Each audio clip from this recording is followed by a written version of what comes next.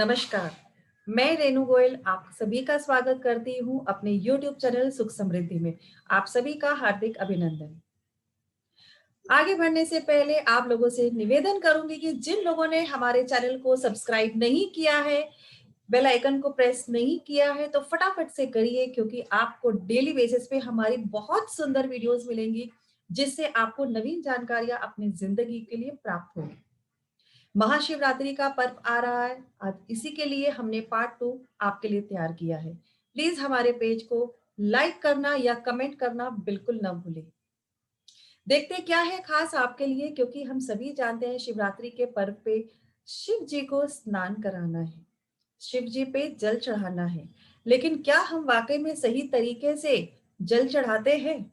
हम में से अक्सर कई लोग ऐसा काम करते हैं कि जो रोजमर्रा की जिंदगी है, भाग दौड़ की जिंदगी है, शिवलिंग पे जल चढ़ाने की प्रक्रिया तो बस एक खाना पूर्ति का काम बन के रह गई है हमारी जिंदगी में। वहीं से हमने जल लिया, वहीं चढ़ाया, ओम नमः शिवाय मन ही मन कहा, चंदन पड़ा है तो घिस के लगा दिया, जलाधारी में जल डाल दिया, घंटी बजा दी, चलो जी हमारी प्रक्रिया पूरी हो गई। फिर कुछ वर्ष के बाद हम क्या कहते हैं, अरे इतने साल हो गए मंदिर जाते जाते, दुख तो गया नहीं, समय तो जरूर गया। या आपने खाना पूर्ति की, आपको इसका लाभ लेना आया ही नहीं। बेशक आपके मन में ओम नमः शिवाय का मंत्र चल रहा था, लेकिन क्या तरीका था इसको चढ़ाने का जल, ये हम आपको आज बताते हैं।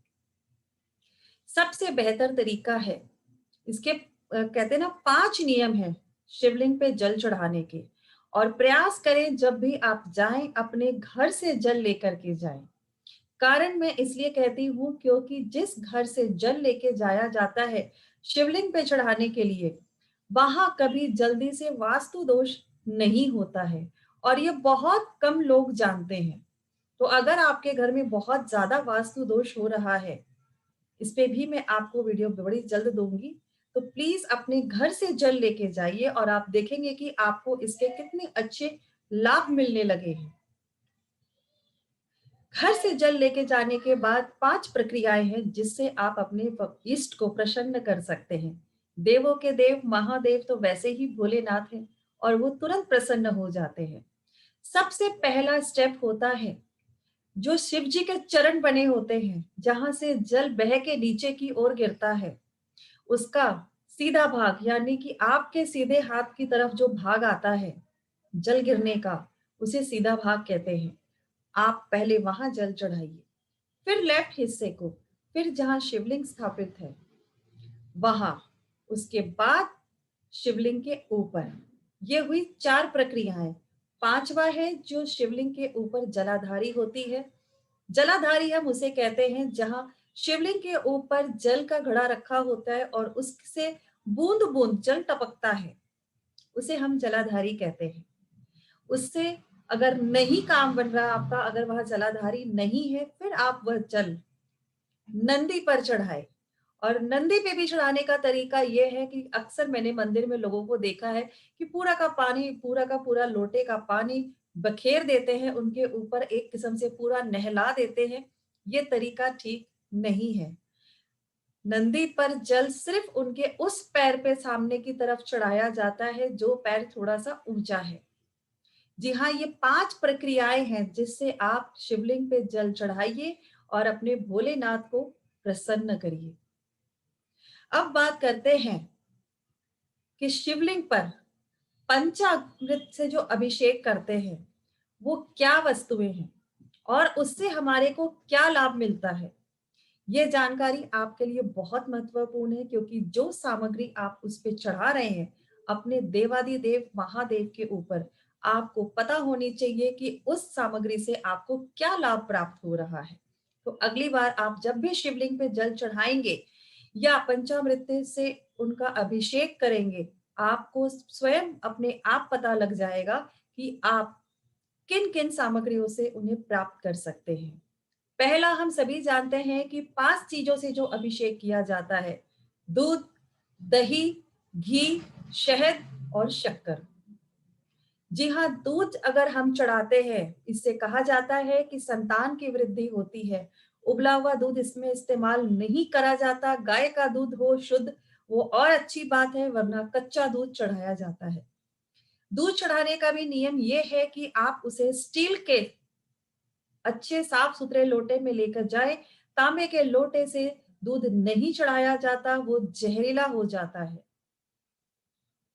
फिर दही, दही चढ़ाने से घर में प्रेम बना रहता है, परस्पर आपसी संबंध मजबूत होते हैं, आपसी लगाव, रिश्ते बहुत अच्छे होते चले जाते हैं।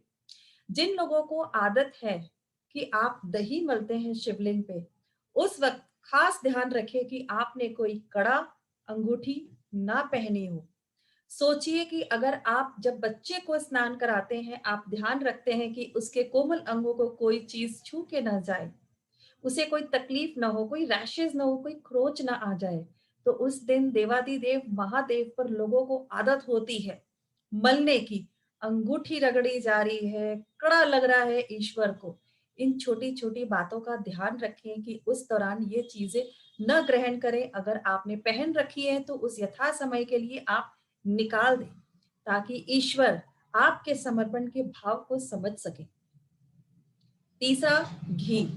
जहाँ घी करते हैं ना आप समर्पित अपने ईश्वर को, जो इंसान पूरे परिवार के लिए सोचते हुए घी समर्पित करता है, उसके घर में किसी प्रकार का रोग प्रवेश नहीं करता। लेकिन वहीं अगर वो सिर्फ अपने नाम से समर्पित करता है और वो बहुत रोग से ग्रसित है, धीरे-धीरे जड़ से उसका रोग समाप्त हो जाएगा। चौथा, शहद। शहद देने से घर में संपदा की वृद्धि होती है। श्री लक्ष्मी माता का वास होता है आपके घर में। आपके व्यापार में दिनों-दिन तरक्की होती चली जाती है। कर्जे समाप्त होते चले जाते हैं। पाँचवाँ, शक्कर, जिसे हम कहते हैं खांड या पीसी हुई चीनी, सफेद रंग की। जी हाँ, जिनके बच्चे बहुत ज़्यादा ज़िद्दी हैं, कम उम्र के हैं, बिल्कुल नहीं मानते हैं, हर बात पे रुष्ट हो जाते हैं, या यूँ कहिए कि कहीं भी ऐसा लगता है कि आज तो इज़्ज़त ही उतर गई इस बच्चे की वजह से। ऐसी अवस्था में अवधे अवधूतवेश्वर महाराज का नाम लेकर सोमवार की अष्टमी के दिन पीसी हुई चीनी पीसी हुई चीनी बच्चे के हाथ से चढ़ा दीजिए। आप देखेंगे कि आपके पुत्र में क्या बदलाव आ गया है। इसी प्रकार जैसे कहते हैं ना, अवधूतेश्वर महाराज का नाम लेकर के आपका बालक या बच्चा 8 साल से कम उम्र का है और बार-बार रोग से ग्रसित हो रहा है। देखिए, हम बात कर रहे हैं महादेव की, अवधूतेश्वर महाराज की हम बात कर रहे हैं, तो अगर मैं आपको बताऊं कि महाराज को प्रसन्न करना बहुत आसान है, हम जानते हैं। उनके कई रूप हैं, कई नाम हैं। मन ही मन उनका नाम ले करके अगर आपका बच्चा बहुत ज़्यादा बीमार रहता है, सर्दी, जुकाम, खाँसी उसको जाती नहीं है, कहते ना बैठे-बैठे नाक बहने लग गई है, जुकाम हो गया है, अचानक ही खाँसी रह गई या किसी तरह का रोग उसे कोई ना कोई रोग ग्रसित रहता है और यूँ कह लीजिए कि उसके कारण आपको हॉस्पिटल का चक्कर लगाते रहना पड़ता है। ऐसी अवस्था में आप छोटा-सा आटे का दीपक बनाइए, उसमें 4 बत्ती लगाइए, तिल का तेल डालिए, 21 बार क्लॉकवाइज़ उसके सर पर से उतार के चौराहे पे रख के आ जाइए। देखिएगा कि धीरे-धीरे आपका बच्चा स्वस्थ होने लग गया है और जल्दी से वो बीमार नहीं पड़ेगा। कितना लाभ है इस महादेव की शक्तियों में। हमारा समर्पण, हमारा सीधा सरल स्वभाव महादेव के करीब लाने में बहुत काम करता है। तो आप ये प्रयास करिए कि इन सभी तरीकों से आप अपने महादेव को मना सकें। कल हमारी आने वाले डेज में वीडियोस अपलोड होंगी जिससे शिवरात्रि स्पेशल कहा जाएगा कि क्या उपाय करें जिससे आप अपने शिव की महिमा को प्राप्त कर सकें। आने वाला शुरुआती साल आप किस तरीके से बहुत सुंदर अपने लिए बना सकें। आपके काम का कैसे कहते ना एक रास्ता बने देवादिदेव महादेव के आशीर्वाद से। हम इसके साथ आपको कल ये भी जानकारी देंगे कि बेलपत्र की महिमा क्या है, क्यों इसे चढ़ाया जाता है और इसकी खासियत क्या है, क्योंकि बेल की उत्पत्ति कैसे हुई, क्या हुई, बेलपत्र का स्वभाव क्या है, ये सब भी आपको पता होना चाहिए, क्योंकि बेलपत्र में भी अपने आप में एक शक्ति विशेष मौजूद है। तो हम कल आपके लिए फिर एक नया वीडियो लाएंगे, और इतने आपसे विनती है कि प्लीज मैक्सिमम ग्रुप्स में शेयर करिए, सब्सक्राइब करिए, कमेंट करना न भूलें, और हमारा वीडियो कैसा लगा आपको प्लीज हमें जरूर लिखिए।